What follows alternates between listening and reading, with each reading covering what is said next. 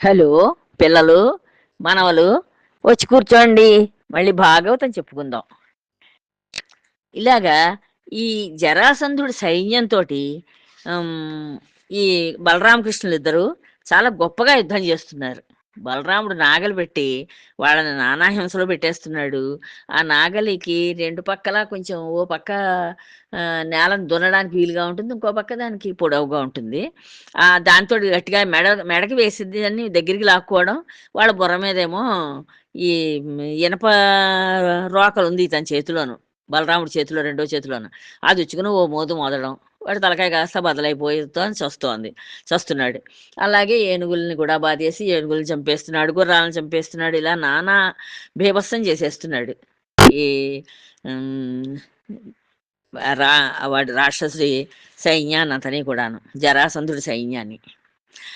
అప్పుడు ఈ ఈ ఈ ఇది ఆ కృష్ణుడు ఎలా వేస్తున్నట్టంటే బాణాలు, సూర్యుడు వంద కొలది వందలాది వాడి కిరణాలని ఉపయోగించి ప్ర ప్రసారం చేసి దిగంతాలను, అంటే అన్ని దిక్కుల్ని కప్పే విధంగా పరాక్రమశాలి అయిన ఈ కృష్ణుడు బాణాలతోటి అలాగా మిక్కిలి భయంకరుడైన వందల కొలది వాడ్యమ్ములతో దిగంతాలని కప్పేస్తున్నట్ట. మొత్తం అన్ని అన్ని ప్రాంతాలని కూడా చుట్టూ కప్పేస్తున్నట్ట ఆ వాడి బాణాలతోటి. నిడుపైన నార బాణాల్ని నాటగా 10 మంది 5గురు వంతున గుదులు గుచ్చినట్లుగా కూలుతున్నారు కొందరు. ఈ బాణం చాలా సూదిగా వెళ్ళిపోతుంది వాళ్ళ దగ్గరికి. వెళ్ళిపోయినప్పుడు వాడిగా సూదిగా ఉంటుంది, అది చాలా పొడవుగా కూడా ఉంటుంది. అందుకని ఒక్కొక్క బాణానికి 4, 5, 10 మంది అలా గుచ్చుకుపోతున్నారట, ఏదో దారాన్ని గుచ్చినట్లుగాను. తలలు తెగిపడగా పూర్వం తాము చూసిన వారిని బాధించి మరికొందరు బ్రాలుతున్నారు. ఇలా తలలు తెగిపడిపోతున్నాయి పాపం వాళ్ళకి, జరాసంధుడి సైన్యానికి తెగిపడిపోతూ ఉంటే వాళ్ళు పూర్వం చూసిన వాళ్ళని బాధిస్తున్నారట, మరికొందరు కింద వాలిపోతున్నారట. కాళ్ళు తెగిపడినప్పటికీ చేతులతో పోరాడి అవి కూడా తునిగిపోగా మ్రొగ్గుతున్నారు వేరొక కొందరు. ఈ కాళ్ళు తెగిపోయాయట బాణాలకి కాళ్ళు తెగిపోతే ఇంక చేతులు ఉంటాయి కదా, చేతులతో పోరాడుతున్నారు వాళ్ళు. ఇంకా ప్రాణం ఉంది, కాళ్ళు ఒకటే పోయాయి కదా అని చెప్పి చేతులతో పోరాడి యుద్ధం చేస్తున్నట్టు. కానీ పాపం అవి కూడా తెగిపోతే అప్పుడు మూలుగుతూ పడి చచ్చిపోతున్నారట. గాయాల నుంచి నెత్తురు చిందుతుండగా సెలయేళ్లతో కూడిన శైలాల వలె ఇంకా కొందరు ఉన్నారు. ఇంకా అక్కడ చాలామంది, మరి ఏకంగా 23 అక్షౌహిణుల సైన్యం వచ్చింది వాళ్ళది. అంచేత గాయాల నుంచి నెత్తురు ఓడిపోతోందిట, సెలయేళ్ళులాగా, అంటే చిన్న చిన్న పిల్లకాలంలాగా ప్రవహిస్తోందిట ఈ నెత్తురు. ఆ గాయాల నుంచి పడుతున్న నెత్తురు ఒకళ్ళ ఇద్దరు, బోళ్ళు మంది ఉన్నారు కదా, బోళ్ళంత సైన్యం. ఆ ఆ సైన్యం అంతా ఏమవుతోందిట, ఇలాగ నెత్తురు ఓడుతూ వాళ్ళు కుప్పలు కుప్పలుగా పడిపోతున్నారు. సోదరులు, పుత్రులు, స్నేహితులు, చుట్టాలు ఓడిపోగా అడ్డం వచ్చి కొందరు హతమవుతున్నారు. ఈ పిల్లలు, అన్నదమ్ములు, కొడుకులు, స్నేహితులు, చుట్టాలు, ఇలా వాళ్ళు ఓడిపోయి వాళ్ళకి అడ్డం వస్తున్నారట కొంతమంది. అయ్యో వీళ్ళు ఓడిపోయారు, వీళ్ళని చంపేస్తారేమో వీళ్ళని చెప్పి వాళ్ళకి అడ్డం వస్తున్నారట. ముందు ఈ అడ్డం వచ్చిన వాళ్ళని చంపేస్తున్నారట ఈ బలరామకృష్ణులు. గుర్రములు తెగిపడగా వెంటనే ఇతర హయములు ఎక్కి వచ్చి ఎదిరించి మరికొందరు మరణిస్తున్నారు. ఇంకా గుర్రాలు తెగిపడిపోతున్నాయిట. గుర్రాల మీదకి వాళ్ళు ఇద్దరు కత్తులతోటి, వాళ్ళ సైన్యం కత్తులతోటి వాటితోటి వచ్చి కొడుతూ ఉంటే గుర్రాలు తలకాయలు తెగిపోయి పడిపోతూ ఉంటే వేరే ఎక్కడైనా ఖాళీగా గుర్రం కనుకుంటే అది ఎక్కి మళ్ళీ వచ్చి వెనక్కి యుద్ధ భూమిలోకి మరికొందరు మరణిస్తున్నారట. వాళ్ళని కూడా చంపేస్తున్నారు వీళ్ళు. ఇలా చాలా భయంకరంగా చేస్తున్నారు ఈ అన్నతమ్ములిద్దరూను. ఇంకనూ మరికొందరు, కృష్ణ, ఈ శరీరాలు విడిచిన మాత్రాన మాకు కలిగే కీడేమీ లేదు. ఇంకొంచెం మంది అంటున్నారట, ఓ కృష్ణ, మా మాకు ఈ శరీరం పోయినంత మాత్రం చేత మాకేం కీడేం జరగదు. నీకు విజయం లభించడం కల్లా. నీకు మాత్రం విజయం కలగకుండా మేము చూసుకుంటాం. ఎందుకనగా మేము చచ్చి ఆ మీద అమరులమై వైకుంఠంలో నిన్ను ఓడిస్తాం. వీళ్ళు ఇప్పుడు అంటే యుద్ధంలో చచ్చిపోయిన వాళ్ళకి స్వర్గం వస్తుందంటారు. అందుకోసమని వాళ్ళకి వాళ్ళ వాళ్ళ తెలివి అన్నమాట అది. మేము ఈ యుద్ధంలో చచ్చిపోతున్నాం కనుక అమరులం అయిపోతాం. పైగా కృష్ణుడి చేతిలో చస్తున్నారు. కృష్ణుడు, బలరాముడు వీళ్ళిద్దరూ కూడా దేవతా స్వరూపాలు. వీళ్ళ చేతుల్లో చస్తున్నారు కనుక మేము అమరులం అయిపోతాం, దేవతలం అయిపోతాం. వైకుంఠంలో నిన్ను ఓడిస్తాం. మళ్ళీ మేము వైకుంఠానికి వస్తాం, నీ దగ్గరికే వచ్చి నిన్ను ఓడిస్తామని చెప్తున్నారు. అన్ని దెబ్బలు తింటూ అన్ని బాధలు పడుతూను అంటూ వారింపరాని శస్త్రాలచే ఛేదింపబడిన కాయములు కలవారై ఏమీ చెలింపక కొందరు శ్రీకృష్ణునితో గర్భోక్తులాడారు. ఇలా అంటున్నారు. ఇలా కృష్ణుడితోటి ఇలా పలికి వా ఈ శస్త్రాలతోటి అస్త్రాలతోటి వీళ్ళు కొట్టేస్తున్నారు, ఈ కృష్ణుడు బలరాముడును. కొట్టేస్తుంటే అలా దెబ్బలు తిని శరీరం అంతా తూట్లు పడిపోయినా కానీ ఎలాంటి శరీరాలు కలవాళ్ళైనా ఏమీ చెల్లించలేదుట. ఏమీ చెల్లించకుండా పక్కకి తప్పుకోకుండా కొందరు శ్రీకృష్ణుడితో గర్వోక్తులాడారట. గర్వంగా ఇంకా మాట్లాడుతున్నారట కృష్ణుడితోటి, శ్రీకృష్ణుడితోటి. ఈలాగున పరీక్షన్ మహారాజా ఏమని చెప్పేది? ప్రళయకాల సాగరం వలె భయజనకమై చుట్టుముట్టిన ఆ మగధరాజు సైన్యం అంతటిని శ్రీకృష్ణుడు, బలరాముడు అవక్ర విక్రమంతో చక్కాడినారు. ఇలా పరీక్షన్ మహారాజుతోటి సుఖయోగి చెప్తున్నారనమాట. ఏం చెప్పమంటావు? ప్రళయకాలంలో సాగరం అంటే సముద్రం ఎలా భయంకరంగా ఉంటుందో అలా చుట్టుముట్టేసి ఈ మగధరాజు ఉన్నాడే, ఆయన సైన్యం అంతటిని శ్రీకృష్ణుడు, బలరాముడు ఎంతో పరాక్రమంతో వాళ్ళని చీల్చి చెండాడుతున్నారు అని చెప్తున్నాడు. లోకములను అవలీలగా పుట్టించను, పెంచను, గిట్టించను శక్తిమంతుడైన నారాయణునకు శత్రునాశనమునర్చుట ఒక లెక్కలోంది కాదు. ఈ నారాయణుడు ఏం చేస్తూ ఉంటాడు? ఈ అవలీలగా ఆయన లోకాలన్నీ పుట్టిస్తూ ఉంటాడు. పుట్టించిన లోకాలని పెంచుతాడు. పెంచిన లోకాలని మళ్ళీ వాళ్ళ టైం అవ్వగానే వాళ్ళని తీసుకుపోతాడు.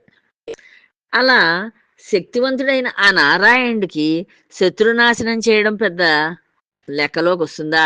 ఆ పనే వినాను. మానవుడై పుట్టినందుకు కావ్యములందు అలా శ్లాఘింపబడినాడు. కావ్యాల్లో ఆయన కథలన్నీ రాస్తున్నారు కనుక అలా ఆయన్ని పొగుడుతూ రాస్తున్నారు, మరేమీ కాదు అంటున్నారు. ఆ సమయంలో పాపకర్ములు తల్లడిల్లినట్లు బలరాముడు విరోధులకు వెరవు కలిగించే గర్వంతో బహువేగంగా నాగటిపోటులతో అరదాలను, ధనస్సులను, గుర్రాలను కూల్చివేశాడు. ఈ బలరాముడు ఉన్నాడు కదా, ఆయన ఆ సమయంలో ఆయన ఏం చేస్తున్నట్ట? పాపకర్ములు అంటే పాపాలు చేసిన వాళ్ళందరూ పాపకర్ములు కనుకనే ఆ పాపపు రాజు దగ్గరికి చేరారు, జరాసంధుడి దగ్గరికి.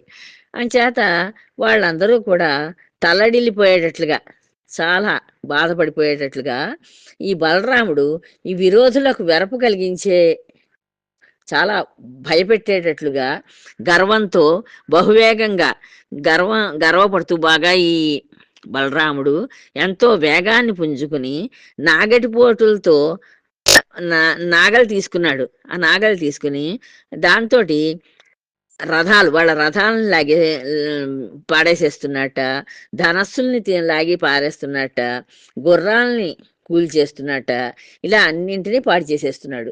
శత్రు సంహారమందలి కాంక్షతో మహాసింహం ఒకటి ప్రత్యర్థి అయిన మరో సింహాన్ని పట్టుకునే నేర్పు తేటపడగా కావరంతో కన్నుగానని జరాసంధుణ్ణి ముందు కురికి అతడు పట్టుకున్నాడు.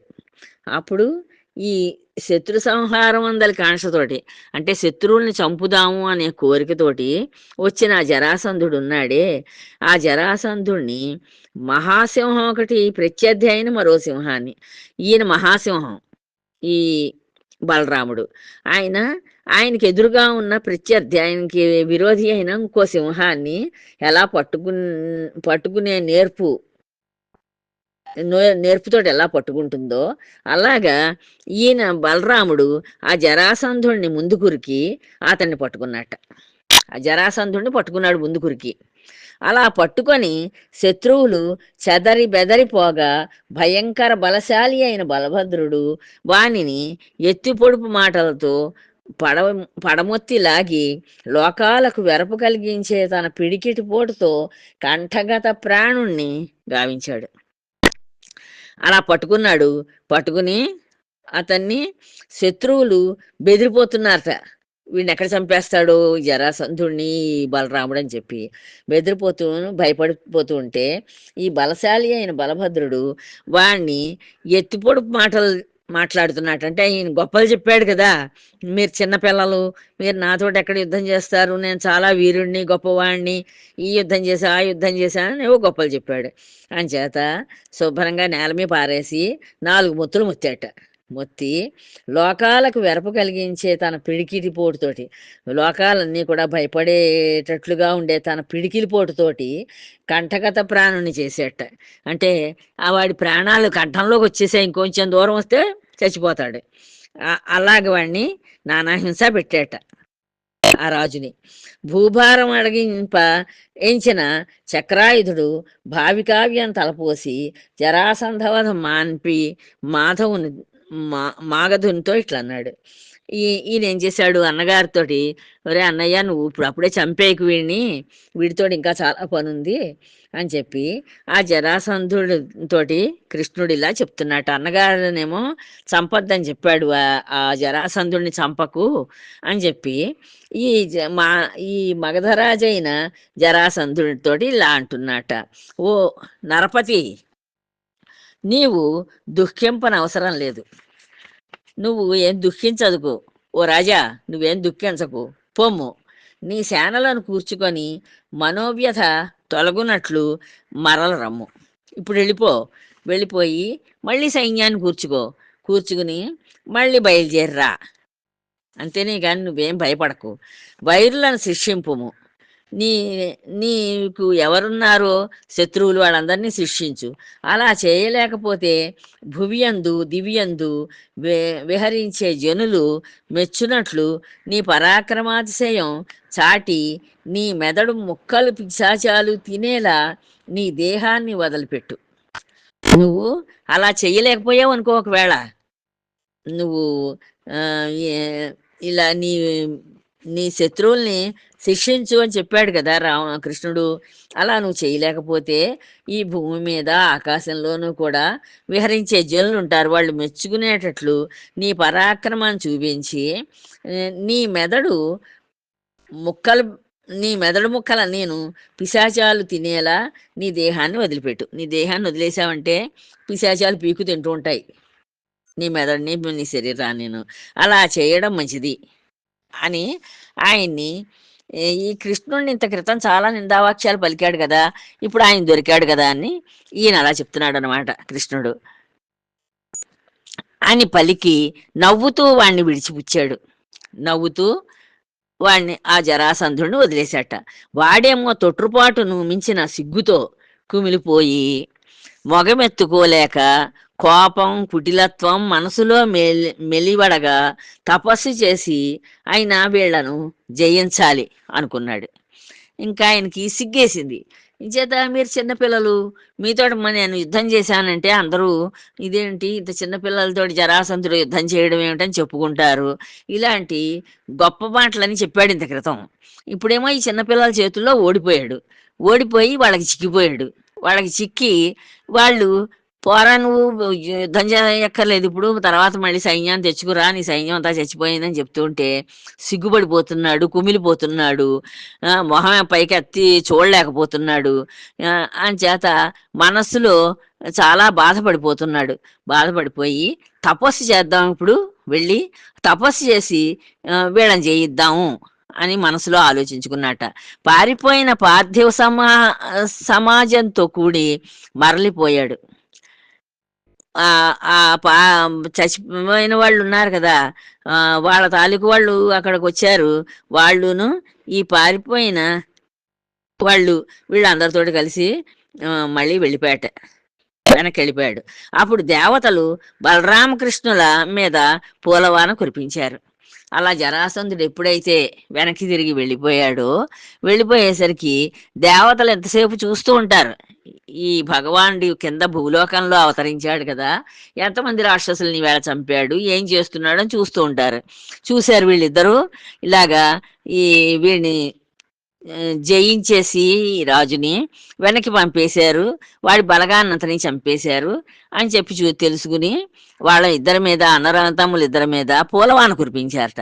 బలరాముడు శ్రీకృష్ణుడు తమ్ము మధురానగర వాసులు బందిమాగధులు కీర్తింప, అక్కడ ఈ బలరాముణ్ణి శ్రీకృష్ణుణ్ణి మధురానగరంలో ఉన్న వాళ్ళందరూ, వాళ్ళు బందిమాగధులు అంటే వాళ్ళు ఎప్పుడూ అందరినీ కీర్తిస్తూ ఉంటారు. వాళ్ళు వీణలు, వేణువులు, మృదంగాలు, శంఖాలు, దుందుబులు మొదలైన మంగళతూర్యాల రావాలు ఇవన్నింటితోటి మంగళవాద్యాలు వాయిస్తూ వాళ్ళకి పురప్రవేశం చేశారు.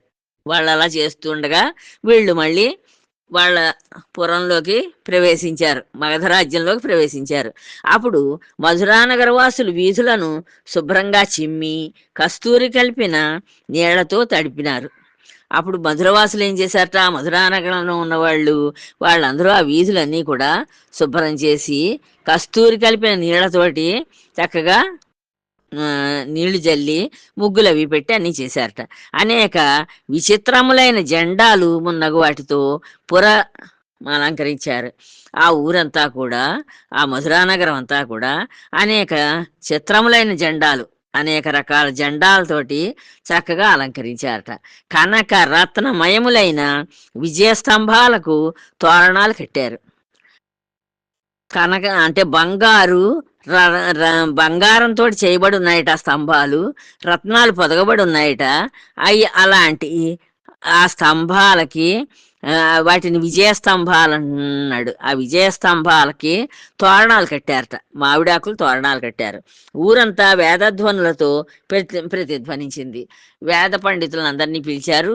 ఈ బలరామకృష్ణులు వస్తున్నారు రాజ్యంలోకి, మగధలోకి, అంచేత మీరు వేదం చదవండి అని చెప్పి వాళ్ళ చేత వేదం చదివిస్తున్నారట. సంతుష్ట హృదయులైన ప్రజలతో ఆ పట్టణపు వాకిళ్ళు కళకళలాడాయి.